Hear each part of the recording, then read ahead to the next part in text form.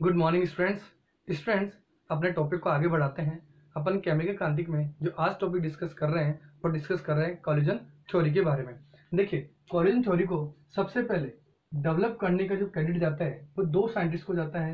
एक था max trout और जो सेकंड साइंटिस्ट था वो था विलियम लेविस। ये दो साइंटिस्ट थे जिन्होंने इस थ्योरी को डेवलप किया था। देखिए, अपन में बात करते हैं इस थ्योरी के अंदर, तो सबसे पहले मैं पॉइंट ले रहा हूँ कॉलिजन, इफेक्टिव कॉलिजन्स का। सबसे पहले जो पॉइंट मैं डिस्कस कर रहा हूँ वो डिस्कस कर रहा हूँ इफेक्टिव कॉलिजन। अब देखिए, किसी भी रिएक्शंस को कंप्लीट होने के लिए मॉलिक्यूल्स के बीच में क्या होना चाहिए? Effective collisions. और ये इफेक्टिव कॉलिजन्स दो स्पीसीज पे डिपेंड करता है। वो कौन कौन सी है? पहला है काइनेटिक एनर्जी पर, मॉलिक्यूल्स की काइनेटिक एनर्जी के पर, और दूसरा उन मॉलिक्यूल्स का proper orientation.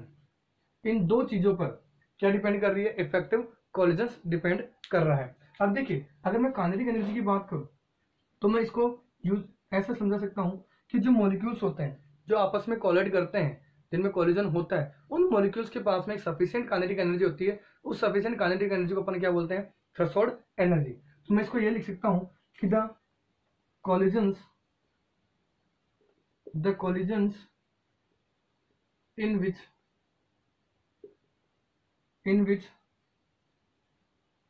molecules colloid with a sufficient kinetic energy. यानी मॉलिक्यूल्स के बीच में जो कोलिजन हो रहा है वो आपस में कोलिजन कर रहे हैं, तो उनके लिए एक सफिशिएंट काइनेटिक एनर्जी होनी चाहिए, और that kinetic energy is called threshold energy. तो उस सफिशिएंट एनर्जी को अपन क्या नाम दे रहे हैं? थ्रेशोल्ड एनर्जी नाम दे रहे हैं। दूसरा, अगर मैं बात करूं मॉलिक्यूल्स के प्रॉपर ओरिएंटेशन की, ठीक है, अगर मैं मॉलिक्यूल्स के प्रॉपर ओरिएंटेशन की बात करूं तो मॉलिक्यूल्स इस तरह से अरेंज हों कि उन मॉलिक्यूल्स के जो बॉन्ड है वो ब्रेक हो और नए बॉन्ड का फॉर्मेशन हो। ठीक है, जब नए बॉन्ड का फॉर्मेशन होगा तो मॉलिक्यूल का फॉर्मेशन होगा। तो मैं कह सकता हूं कि it lead to formation of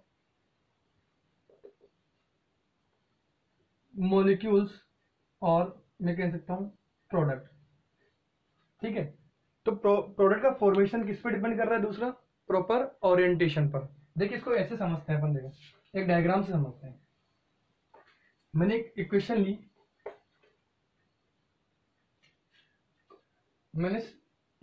जिसमें CH3Br OH से रिएक्ट कर रहा है। ठीक है, OH क्या है? यहाँ पर न्यूक्लियोफाइल है। अब जब ये न्यूक्लियोफाइल इस पर अटैक करेगा तो ये बनाएगा CH3OH methyl alcohol plus Br minus को बाहर निकाल देगा। ठीक है, अब देखिए मैं इस रिएक्शन को इस तरह से अरेंज कर रहा हूं, CH3OH,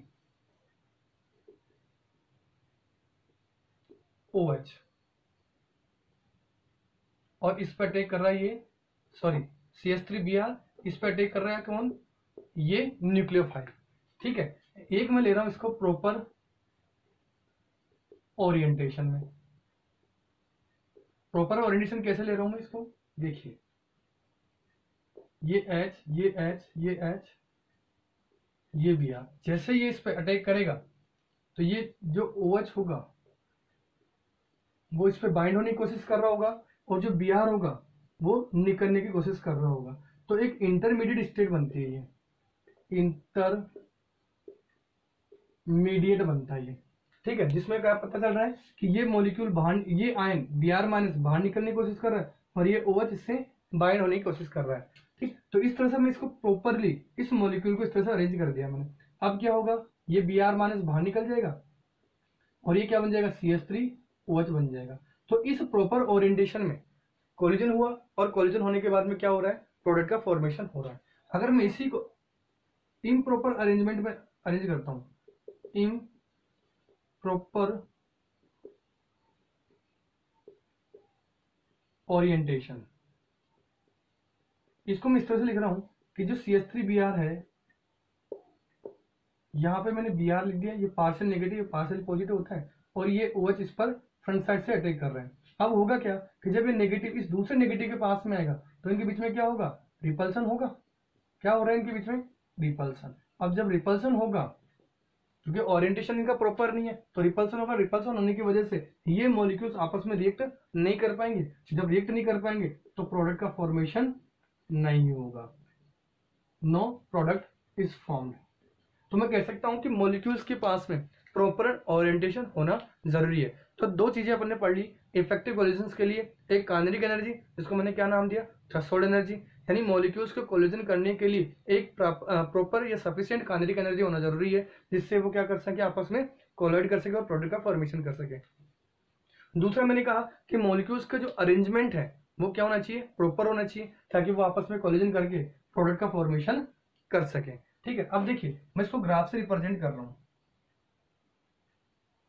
यहां मैंने ले लिया रिएक्टेंट, और रिएक्टेंट अपने पास क्या है, CH3Br और OH-।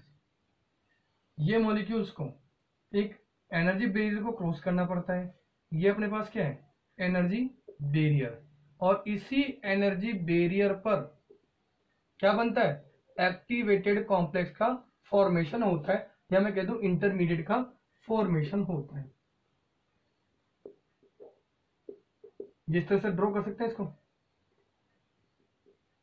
ये पार्शियल नेगेटिव, ये पार्शियली नेगेटिव।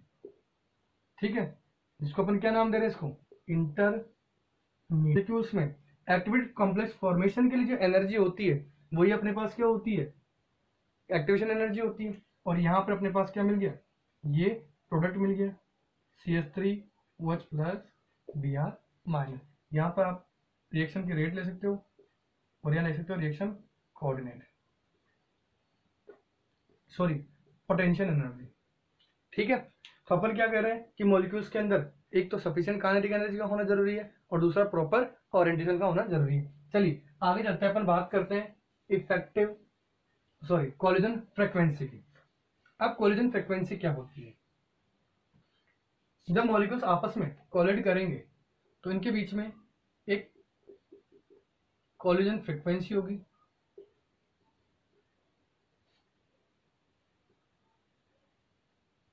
और उस कोलिजन फ्रीक्वेंसी को अपन डिनोट कर रहे हैं किससे, Z से। ठीक है, अगर मैं बात करूं किसी रिएक्शन की, तो मैंने ये कहा कि A और B रिएक्ट करके क्या बना रहे हैं, प्रोडक्ट का फॉर्मेशन कर रहे हैं। तो इन दोनों रिएक्टेंट के लिए जो कोलिजन फ्रीक्वेंसी होगी वो क्या होगी, ZAB होगी। यानी मैं कह सकता हूं द नंबर ऑफ कोलिजन पर सेकेंड पर यूनिट वॉल्यूम। ध्यान रहे मैं क्या कह रहा हूं, द नंबर ऑफ कोलिजन्स पर second per unit volume of A reaction mixture called collision frequency.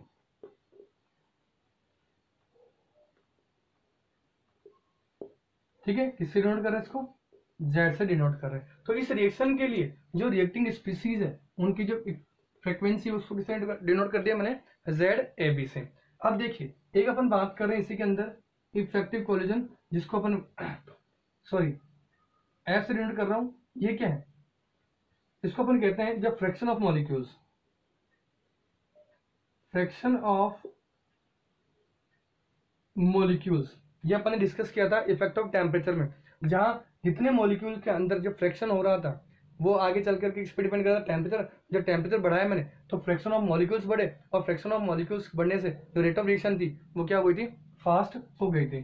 तो fraction of molecules which having equal और हायर एक्टिवेशन एनर्जी। ठीक है, अब देखिए मैं इन दोनों के बेसिस पे जो रेट को शो कर रहा हूं, एक्सप्लेन कर रहा हूं, जो रेट है वो क्या होगी, इन दोनों के मल्टीपल के इक्वल हो जाएगी। जो मैं क्या कह रहा हूं, रेट हो जाएगी वो फ्रीक्वेंसी ऑफ मॉलिक्यूल्स और कोलिजन फ्रैक्शंस के इक्वल हो जाएगी। ठीक है, अब मैं देखो इसी क्वेश्चन को क्या लिखता हूं, जो फ्रैक्शन ऑफ मॉलिक्यूल्स है ये जो फ्रैक्शन ऑफ मॉलिक्यूल्स हैं वो किसके इक्वल होते हैं, minus E A upon R T के इक्वल होते हैं। जिसमें मैंने ये कहा था कि जिस टेम्परेचर बढ़ाते हैं तो इफेक्टिव कोलिजन बढ़ेगा, रेट ऑफ रिएक्शन क्या हो जाती है, फास्ट हो जाती है, और एक्टिवेशन एनर्जी क्या हो जाती है, कम हो जाती है। ठीक है, तो मैं इसको ऐसे लिख दूं, Z A B into exponential minus E A upon R T. चलिए, ये यहां तक अपनी कोलिजन थ्योरी कंप्लीट हो गई है। ठीक है, अब देखिए इसी में अगर मैं बात करूं तो एक फैक्टर और आता है जो इफेक्टिव कोलिजन्स को एक्सप्लेन करता है, और उस फैक्टर को अपन नाम देते हैं प्रोबेबिलिटी या स्टेरिक फैक्टर। क्या नाम दे रहा हूं, प्रोबेबिलिटी फैक्टर और स्टेरिक फैक्टर। ठीक है, ये क्यों यूज कर रहे हैं, इफेक्टिव कोलिजन्स को एक्सप्लेन करने के लिए एक अनदर फैक्टर यूज किया गया था टू अकाउंट इफेक्टिव कोलिजन्स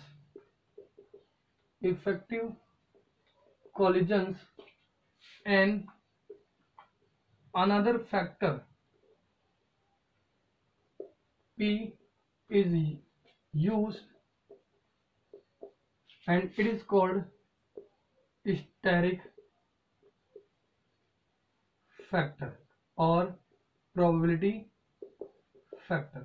ठीक है, अब देखिए मैं इसको लिख रहा हूं आगे कि जो अपने पास इक्वेशन आई वो इक्वेशन क्या थी अपने पास, rate is equal to Z A B into exponential minus E A upon R T, ये आ गई थी अपने पास। अगर मैं इसी इक्वेशन के अंदर इस वैल्यू को अगर मैं प्रोबेबिलिटी फैक्टर से मल्टीपल कर दूं तो नई इक्वेशन क्या आ जाएगी, P into Z A B exponential minus E A upon R T आ जाएगी। तो ये अपने पास क्या हो गया, आज प्रोबेबिलिटी फैक्टर भी कंप्लीट हो गया। इसका जो लास्ट टॉपिक एक और बच रहा है थोड़ा सा, वो है कैटलिस्ट के बारे में, वो भी आज अपन डिस्कस कर लेते हैं।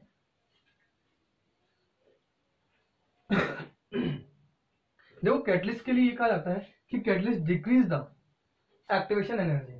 कैटलिस्ट क्या करता है, एक्टिवेशन एनर्जी को कम करता है और रेट ऑफ रिएक्शन को फास्ट कर देता है। ये अपन ने पढ़ा था जब रेट ऑफ रिएक्शन की डिपेंडेंस की बात की थी, कंसंट्रेशन पर, टेम्परेचर पर और कैटलिस्ट पर। ठीक, तो मैं इफेक्टिव कैटलिस्ट की बात करता हूं, इफेक्ट ऑफ कैटलिस्ट।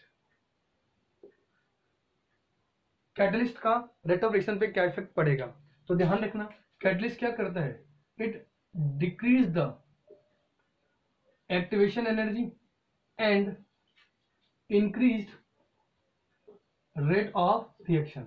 ये क्या कर रहा है, एक्टिवेशन एनर्जी को क्या कर रहा है, कम कर रहा है, और रेट ऑफ रिएक्शन को क्या कर रहा है, फास्ट कर रहा है। अपन ने आरएनएस इक्वेशन में देखा था K equal to A exponential minus E A upon R T. तो ये कह रहा है कि जैसे जैसे मैं कैटलिस्ट जैसे मैंने कैटलिस्ट रिएक्शन में ऐड किया, ये एक्टिवेशन एनर्जी क्या हो जाएगी, कम हो जाएगी, और रेट ऑफ रिएक्शन अपने आप क्या हो जाएगी, फास्ट हो जाएगी। तो इसको ऐसे इंडिकेट कर रहा हूं, देखिए ये रिएक्टेंट, ये एनर्जी बैरियर, और ये अपने पास क्या था, प्रोडक्ट था। ये जो एनर्जी बैरियर है, यहां तक पहुंचने के लिए जिस एनर्जी का अपन यूज कर रहे हैं वो एनर्जी क्या अपने पास, एक्टिवेशन एनर्जी है। ठीक है, तो यहां पर ये पोटेंशियल एनर्जी ले लेता हूं यहां पर। ठीक है, और यहां मैं रिएक्शन कोऑर्डिनेट लेता हूं।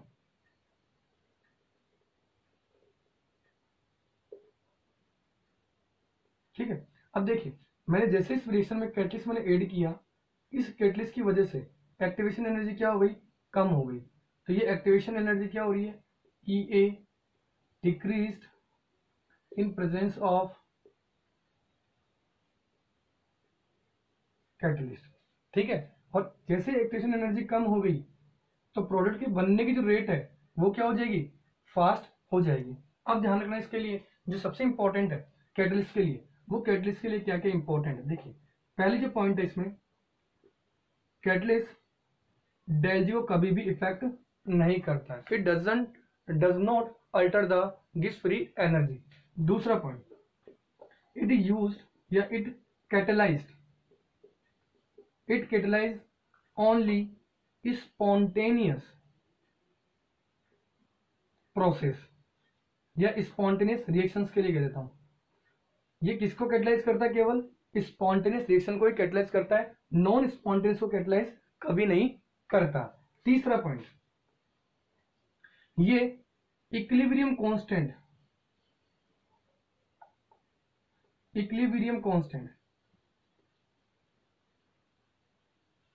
इसका इक्विलिब्रियम कांस्टेंट पे कोई इफेक्ट नहीं पड़ता,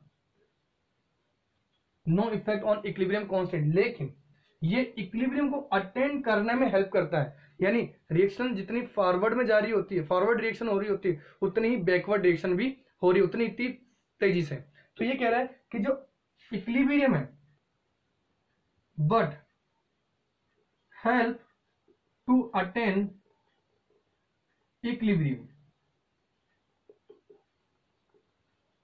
इक्विलिब्रियम को अटेंड करने में क्या होता है, क्या करता है? हेल्प करता है। तो मैं पहले बता रहा हूं क्या कि कैटलिस्ट का इफेक्ट डेल जी पे नहीं पड़ता है। दूसरा, कैटलिस्ट स्पॉन्टेनियस रिएक्शन को ही कैटलाइज करता है, नॉन स्पॉन्टेनियस को कैटलाइज नहीं करता। तीसरा point, it does not affect the on the equilibrium constant but it help to attain the equilibrium of the reaction. यानी जितनी जो रिएक्शंस की रेट होगी फॉरवर्ड डायरेक्शन में जाएगी, उतनी ही जो रिएक्शन की रेट होगी वो बैकवर्ड डायरेक्शन में जाएगी। यानी ये जो इक्विलिब्रियम अटेंड होगा उसमें क्या करता है? कैटलिस्ट हेल्प करता है। ये टॉपिक अपना लास्ट टॉपिक था इस चैप्टर का। तो अपन ने जो टोटल वॉल्यूम अपन इस चैप्टर के लिए बनाए वो मैंने 10 वॉल्यूम बनाए हैं। एक छोटा सा न्यूमेरिकल ऐड कर लेते हैं इसी से रिलेटेड, जो अपन ने लास्ट टॉपिक डिस्कस किया था न्यूमेरिकल्स में, उसी से रिलेटेड एक न्यूमेरिकल है।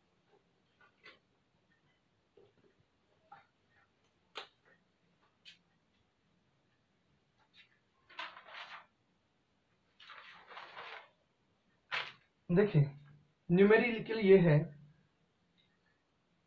कि कोई रिएक्शन है A plus 2B gives 3C। इस रिएक्शन के लिए कह रहा है कि if concentration of A increase 3 times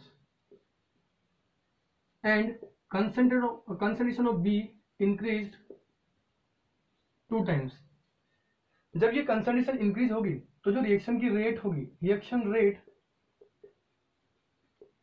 becomes 72 times. कितने टाइम्स हो रही है? 72 टाइम्स हो रही है। अब ये पूछ रहा है what is order of reaction. फिर तो आपको ऑर्डर ऑफ रिएक्शन फाइंड करना है। तो देखिए मैंने इक्वेशन बना ली, इस रिएक्शन के लिए मैंने रेट सपोज कर ली, रेट इज इक्वल टू हो गया के ए की पावर एक्स एंड बी की पावर वाई, क्योंकि मेरे को यही तो निकालना है कि इन एक्सपोनेंट की वैल्यू क्या होगी, उसी को मैं सम करके क्या निकाल लूंगा? ऑर्डर ऑफ रिएक्शन निकाल लूंगा। ठीक है, इसको मैंने इक्वेशन नंबर 1 दे दिया। ठीक है, अब देखिए मैं इस रिएक्शन के लिए पूछ रहा हूं, ये जो रिएक्शन है वो 72 टाइम्स फास्ट हो जाएगी इसकी रेट, और ए की कंसंट्रेशन को मैंने क्या कर दिया? 3 टाइम्स बढ़ा दिया। बी की कंसंट्रेशन को मैंने क्या कर दिया? 2 टाइम्स बढ़ा दिया। ये मेरे पास इक्वेशन आ गई 2। अगर मैं इस इक्वेशन 2 को 1 से सब्स्टिट्यूट डिवाइड कर दूं तो मेरे पास आ जाएगा 72 rate upon rate equal to K 3a की पावर x 2b की power y upon K a की पावर x एंड b की पावर y। ठीक है, ये हटा दीजिए, बचा अपने पास 72, कैसे के कैंसिल हो गया। देखो 3 को और 2 को बाहर निकाल लीजिए।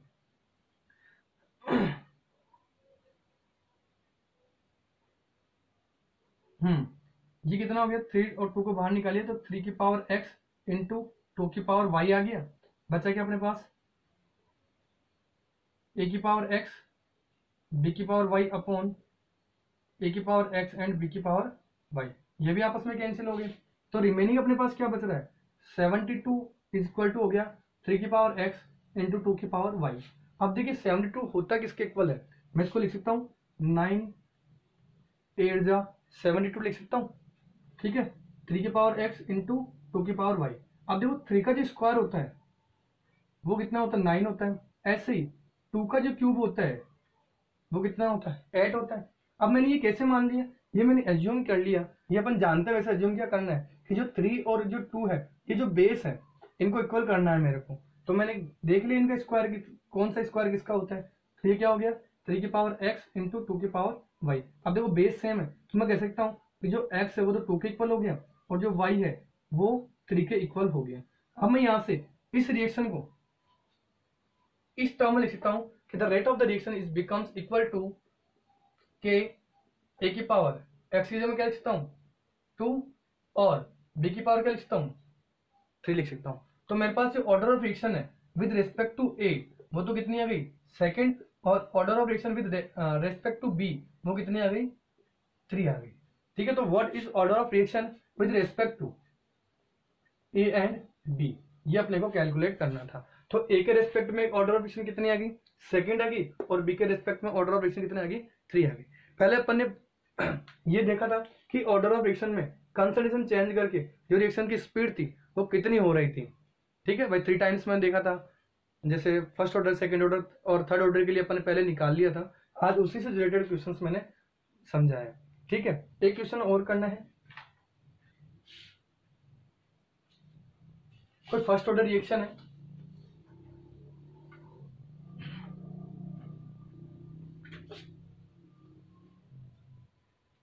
फर्स्ट ऑर्डर रिएक्शन है, फर्स्ट ऑर्डर रिएक्शन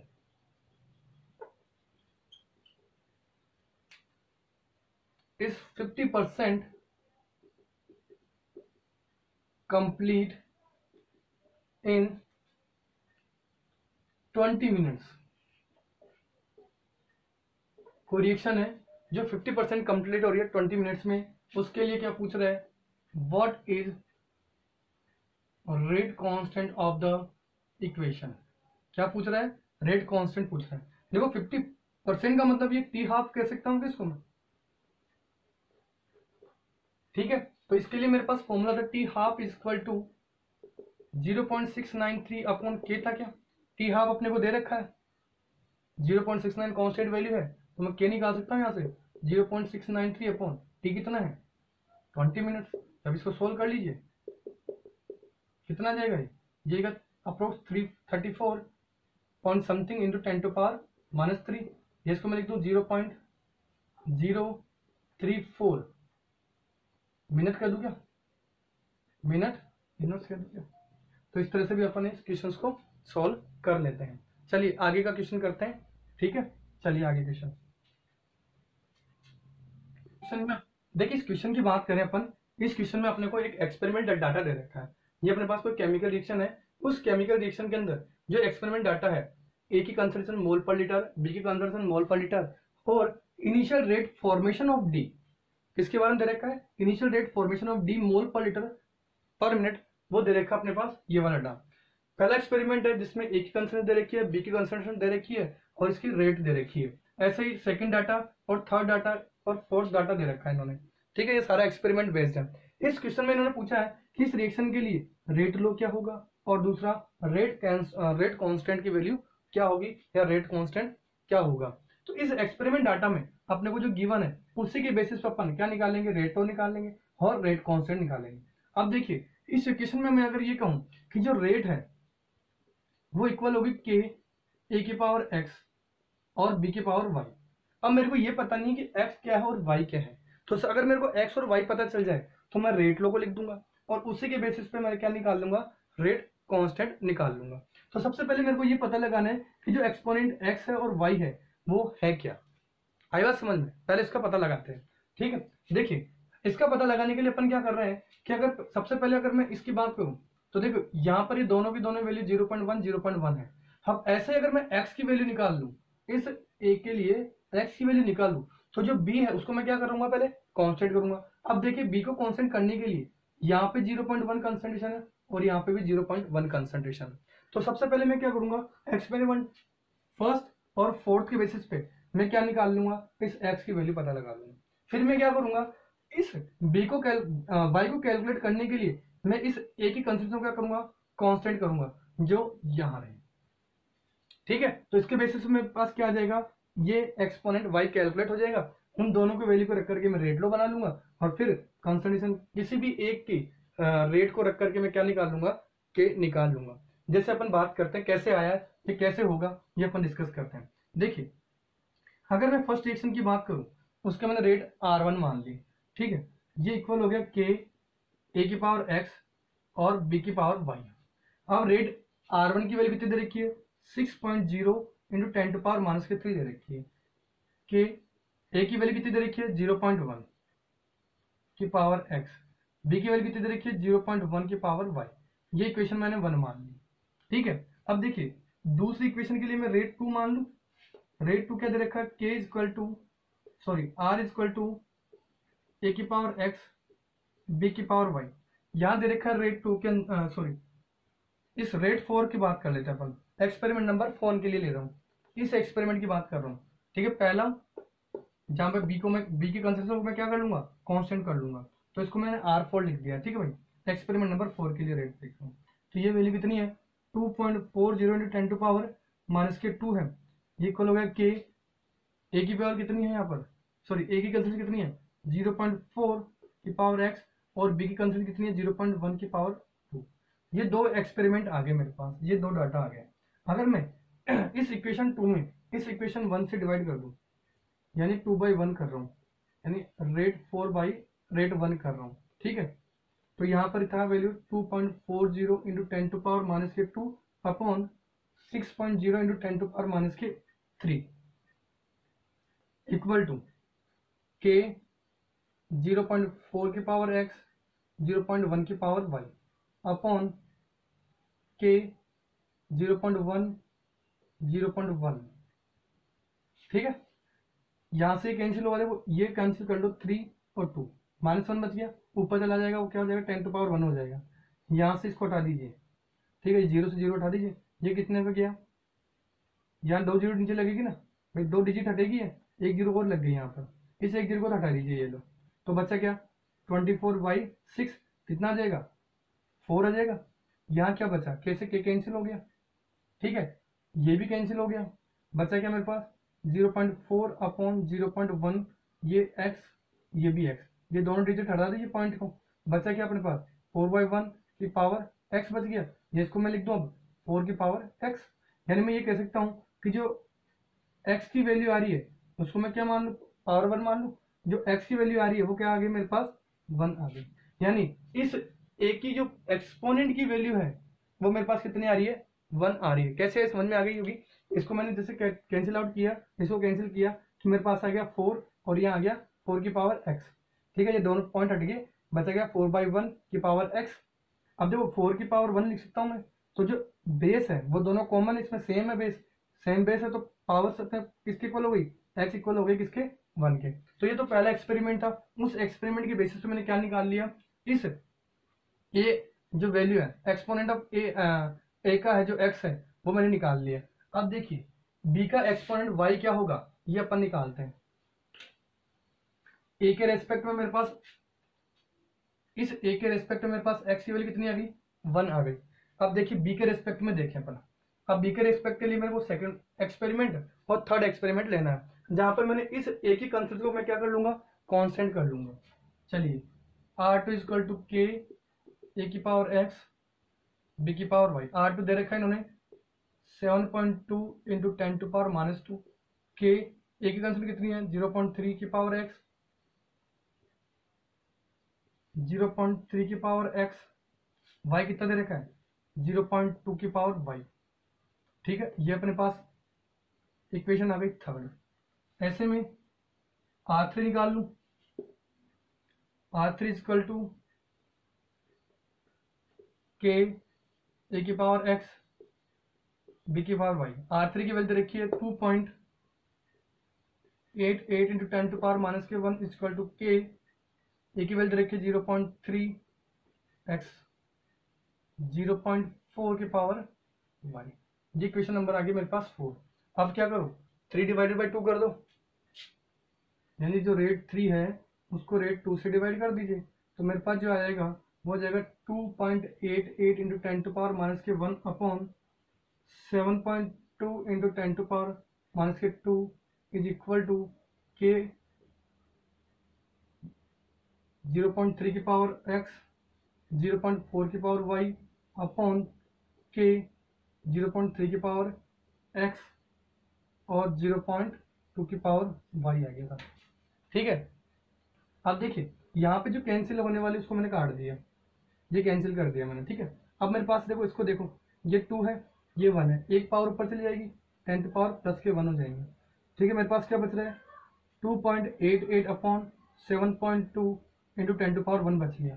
क्लियर है। अब देखो यहाँ से 2 डिजिट हटाइए, 2 जीरो लगा लीजिए, यहाँ से हटेगा, फिर ऊपर क्या लग गया, 2 जीरो लग गया।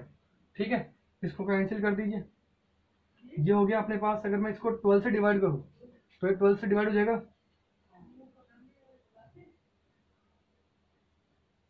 6, ये आ लीजिए, ये 12 से डिवाइड हो गया, और ये 6 से भी डिवाइड हो जाएगा, 4 आ जाएगा क्या, यानी इसको मैं कैंसिल कर रहा हूँ। ओवरऑल तो मेरे पास वैल्यू कितनी आ गई, 4 आ गई। आगे चलिए, ये कितना आ गया, 0.4 की पावर y और 0.2 की पावर y। ठीक है, ये 0.2 से 0.4 गया, डिजिट से डिजिट कैंसिल हो गया, कितना बच गया, 2 बच गया, यानी 4 इक्वल टू 2 की पावर क्या आ गई मेरे पास, y आ गई क्या। अब देखो ये जो बेस है इसको इक्वल करने के लिए मैं इसको 4 को क्या लिख सकता हूँ, 2 की पावर 2 लिख सकता हूँ क्या, इक्वल टू 2 की पावर y। बेस सेम है तो जो 2 है वो y के इक्वल हो गया, यानी y इक्वल टू मेरे पास कितना आ गया, 2 आ गया क्या। अब देखिए मैंने जो इक्वेशंस लिखी है वो क्या लिखी है, रेट इज इक्वल टू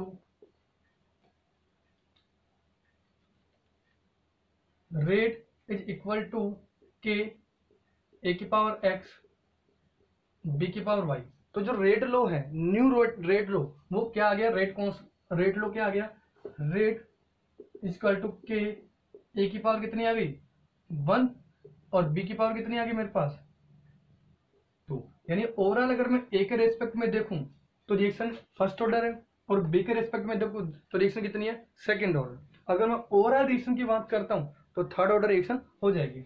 अब देखिए मैं सेकंड क्वेश्चन की बात करूं तो रेट कांस्टेंट निकालना है, ये के निकालना है। अब के को निकालने के लिए किसी भी रिएक्शन के लिए कोई से भी 4 जो एक्सपेरिमेंट डाटा था उसमें से किसी को एक को यूज करना है। इसके लिए जो रेट दे रखी है वो कितनी दे रखी है, 6.0 इंटू 10 टू पावर -3 दे रखी है, ये के निकालना है। इसकी जो कंसंट्रेशन थी वो 0.1 थी, डाटा में गिवन था, और बी की भी कंसंट्रेशन कितनी थी, 0.1। ठीक है, के इक्वल टू क्या आ जाएगा, इसको डिवाइड कर दीजिए तो देखो क्या आ जाएगा, ये इसको इससे डिवाइड करेंगे तो आ जाएगा K equal to 6 into 10 to power -3 upon 0.1 into 0.1 into 0.1 लिख सकता हूँ किसको। ठीक है, तो अब ये 3 डिजिट्स हैं, ये पॉइंट हटेगा, ये पॉइंट हटेगा, ये पॉइंट हटेगा, तो ऊपर क्या चला गया, 10 टू पावर 3 चला गया, ये इससे कैंसिल हो गया, नीचे क्या बच गया, 6/1। या मैं कह दूं कि के की वैल्यू है वो किसके इक्वल हो गई, 6 के इक्वल हो गई। तो जो रेट कांस्टेंट है वो अपने पास कितना आ गया, 6 आ गया। तो स्टूडेंट्स जो मैंने वीडियोस बनाए इस चैप्टर के वो आपको सारे वीडियो समझ में आए होंगे, आई होप। ठीक है।